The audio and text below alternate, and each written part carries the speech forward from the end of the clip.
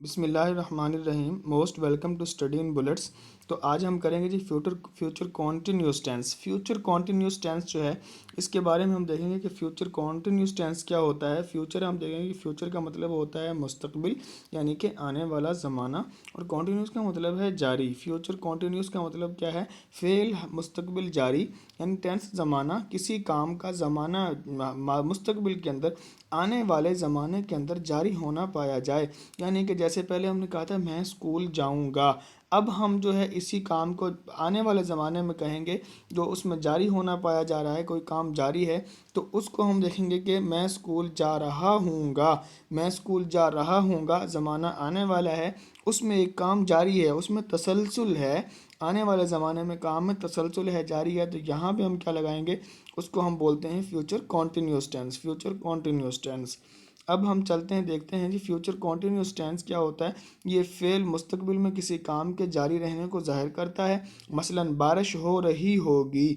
अब इसकी पहचान क्या होती है? इसके जुमलों के आखिर में उर्दू में आता है रहा होगा, रही होगी, रहे होंगे, वगैरह वगैरह। तो जब भी जुमले के आखिर में रहा होगा, रही होगी वगैरह आए तो फ़ौरन समझ जाएंगे ये कौन सा टेंस है, फ्यूचर कॉन्टिन्यूस। ये फ्यूचर कॉन्टिन्यूस टेंस होगा, ठीक है जी। इसके उर्दू में पहचान, जब मसलन मैंने कहता हूँ बारिश हो रही होगी, असलम खाना खा रहा होगा, अकरम दौड़ रहा होगा। अब रहा होगा, रही होगी, रहे होंगे, वो झगड़ रहे होंगे, अब रहे होंगे वगैरह, जिस जो भी आखिर में आएगा तो हम वो कौन सा टेंस होगा? फ्यूचर कॉन्टिन्यूस टेंस होगा, जब भी जुमले के आखिर में रहे होंगे, रहा होगा वगैरह आए।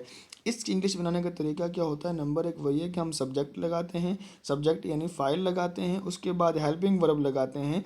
इसके अंदर हेल्पिंग वर्ब क्या यूज़ होगा? वो विल या शेल बी, विल बी या शेल बी, विल बी या शेल बी, ये दोनों। आई वही के साथ विल भी यूज़ हो सकता है, शेल भी यूज़ हो सकता है, लेकिन इसके अलावा जमा इसम हो, वाहिद हो, ही शी इट दे वगैरह हो, इनके साथ सिर्फ विल भी यूज़ होगा, विल भी। और उसके बाद फेल की फर्स्ट फॉर्म के साथ जो है हम आई एन जी यूज़ करेंगे। फेल की फर्स्ट फॉर्म के साथ आई एन जी यूज़ करेंगे। देखें, सब्जेक्ट, सब्जेक्ट के बाद क्या आएगा जी?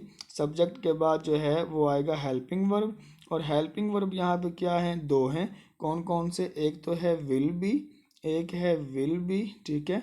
और दूसरा हेल्पिंग वर्ब है वो कौन सा है? शेल के साथ बी, यानी शेल बी। विल बी और शेल बी, और विल बी और शेल बी जो है ये दोनों किसके साथ भी आ सकते हैं? ये आई और वुई के साथ भी दोनों आ सकते हैं, लेकिन जो वाहिद है आई और वुई के अलावा जो नाम जितने भी आएंगे उनके साथ सिर्फ विल बी आएगा। ये जहन में रखेंगे, आई और वुई के अलावा जितने भी नाम आएंगे उनके साथ सिर्फ विल बी आएगा। तो हम क्या करते हैं जी? सब्जेक्ट, उसके बाद helping verb will be shall be, और इसके बाद जो है हम क्या लगाते हैं? इसके बाद हम फेल की फर्स्ट फॉर्म लगाते हैं और उसके साथ आईएनजी लगाते हैं। ये याद रखेंगे, जब भी कॉन्टिन्यूस टेंस आता है तो हम फेल की फर्स्ट फॉर्म के साथ आईएनजी लगाते हैं, फिर लास्ट में उसका ऑब्जेक्ट लगा देंगे जी। इसकी मिसाल हम देख लेते हैं। इसकी मिसाल यहाँ पे देखते हैं। इसकी मिसाल क्या है? जैसे कि मैं कहता हूँ अली स्कूल जा रहा होगा, तो अली, अली आ गया, और इसके बाद हम हेल्पिंग वर्ब लगाएंगे क्योंकि अली वाहिद इसम है, तो Ali will be, Ali will be, और इसके बाद फेल की फर्स्ट फॉर्म के साथ I N G, Ali will be going, Ali will be going to school, Ali school जा रहा होगा। अब ये हमारा बन गया जी फ्यूचर कॉन्टिन्यूस टेंस। लेकिन अगर इसी जुमले को मैं सवालिया बनाना चाहूँ, क्या अली स्कूल जा रहा होगा, तो उसका तरीकाकार क्या होगा? इसी विल या शैल को जुमले के शुरू में लगा दो और बाकी जुमला ऐसे ही रहेगा। तो will Ali be going to school, तो जुमला क्या बन जाएगा? सवालिया बन जाएगा। सिर्फ हेल्पिंग वर्ब को उठाना है, जुमले के शुरू में लगाना है, जुमला क्या बन जाएगा? सवालिया।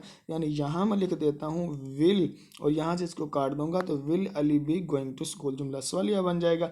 इसके बाद अगर मैंने इस जुमले को मनफी बनाना हो, नेगेटिव, तो मैं इसी विल और शैल के साथ क्या लगा दूंगा? नॉट। बी से पहले क्या लगा दूंगा? Not. Ali will not be going to school, Ali school नहीं जा रहा होगा, या I shall not be going to school, मैं स्कूल नहीं जा रहा हूँगा, तो इसके साथ नॉट लगा देंगे। अगर हमने इसको सवालिया मनफी बनाना हो तो इसी विल शैल को जुमले के शुरू में लगाएंगे, नॉट वहीं रहेगा। तो will Ali not be going to school, तो जुमला क्या बन जाएगा? सवालिया मनफी बन जाएगा। क्या अली स्कूल नहीं जा रहा होगा? जुमला सवालिया मनफी बन जाएगा। अब यहाँ पे आप इसको देख लें जी मज़ीद, ये आप देखें सब्जेक्ट बनाने के लिए आई वही शेल वगैरह ये लगाया, उसके बाद विल भी शेल भी आएगा, हेल्पिंग वर्ब, उसके बाद फर्स्ट फॉर्म ऑफ वर्ब आ जाएगी। और नेक्स्ट जो है जुमले को सवालिया कैसे बनाना है, विल शेल को जुमले के शुरू में ले जाएंगे सिर्फ उठा के, बी वहीं रहेगा, उसके बाद फाइल, और एंड पे हम फेल की फर्स्ट फॉर्म के साथ आईएनजी लगा देंगे। तो शेल या विल, आई या वही, शेल आई बी वर्किंग, क्या मैं काम कर रहा हूँगा। तो ये जो है जुमला सवालिया बन जाएगा। आगे है जुमले को हमने मनफी कैसे बनाना है, तो मनफी बनाने के लिए देखें वही तरीकाकार, आई सब्जेक्ट शुरू में आ गया और विल शेल के साथ नॉट लगा के एंड पे बी वहीं रहेगा। तो I shall not be going to school, या he will not be working, वो काम नहीं कर रहा होगा, विल नॉट बी।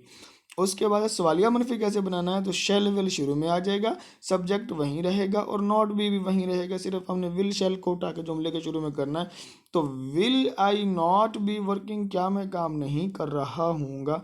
तो ये बन जाएगा सवालिया जुमला। अब देखें जी, इसके अलावा जो है मुस्तकबिल में किसी काम के जारी रहने को जो जाहिर करता है, अब दो जगहों पे इसके अलावा भी इस्तेमाल होता है। ये कहाँ कहाँ, मुस्तकबिल में किसी काम के जारी रहने को जाहिर करता है, वो तो आपको पता ही है कि मुस्तकबिल में कोई काम जारी होगा आने वाले ज़माने में, तो वो क्या होगा जी, फ्यूचर कॉन्टिन्यूस टेंस होगा। जैसे Ali will be teaching grammar during the next term, Ali अगले साल जो है वो नेक्स्ट टर्म के अंदर वो क्या पढ़ाएगा, वो जी टीचिंग कर रहा होगा किसकी, ग्रामर की। तो यहाँ पे अली अगले साल ग्रामर पढ़ा रहा होगा, अली विल बी टीचिंग आएगा, क्योंकि रहा होगा इस जुमले के आखिर में आया है, रहा होगा आया है।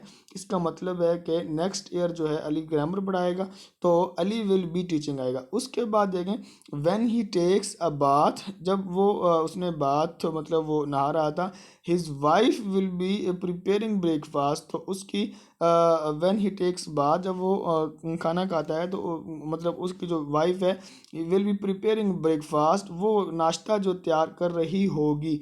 तो विल बी प्रिपेयरिंग ब्रेकफास्ट मतलब मुस्तकबिल के अंदर एक काम जारी है, मुस्तकबिल के ऐसे काम जिनका मंसूबा बन चुका हो, यानी पहले से वो प्लान्ड हो चुके हों कि हमने ये काम मुस्तकबिल के अंदर करने हैं, बड़े काम हैं जो लॉन्ग टर्म में हमने करने हैं। जैसे mister Salim will be teaching novel this year, इस साल मिस्टर सलीम जो है वो क्या पढ़ा रहे होंगे जी, वो नॉवल जो है वो पढ़ा रहे होंगे, यानी नॉवल मिस्टर सलीम का जो है वो पढ़ा रहे होंगे पूरे साल।